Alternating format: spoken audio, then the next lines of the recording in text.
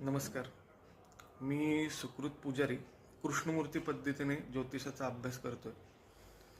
तर बऱ्याच जणांना माहिती नाही आहे की कृष्णमूर्ती पद्धत म्हणजे नेमकं काय. वैदिक ज्योतिष आणि कृष्णमूर्ती ज्योतिषामध्ये नेमका फरक काय आहे.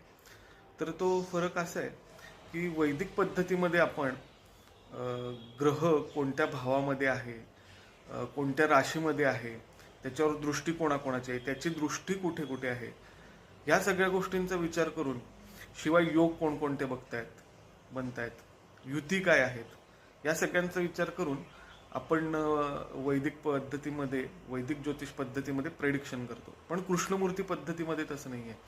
कृष्णमूर्ती पद्धतीमध्ये आपण ज्या भावाशी रिलेटेड प्रश्न आहे, म्हणजे समजा एखाद्याचा असा प्रश्न आहे की माझं स्वतःचं घर कधी होईल, तर स्वतःचं घर बघण्यासाठी आपण चतुर्थ स्थानाचा विचार करतो.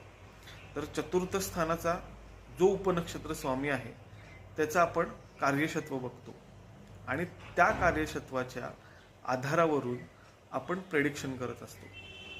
म्हणजे बेसिकली वैदिक ज्योतिषामध्ये आणि कृष्णमूर्ती ज्योतिषामध्ये फरक हा आहे की वैदिक ज्योतिषामध्ये आपण ग्रह ज्या भावामध्ये बसलेला आहे त्याचा विचार करतो आणि कृष्णमूर्ती पद्धतीमध्ये आपण उपनक्षत्र स्वामीचा विचार करून प्रेडिक्शन करत असतो. हे प्रेडिक्शन पण रवी भ्रमण, म्हणजे रवी ज्या राशीतून त्याचं भ्रमण करत आहे, ज्या नक्षत्रातून भ्रमण करत आहे, त्याचा विचार करून आपण शेवटचा जो कालनिर्णय असतो प्रेडिक्शनचा तो करत असतो.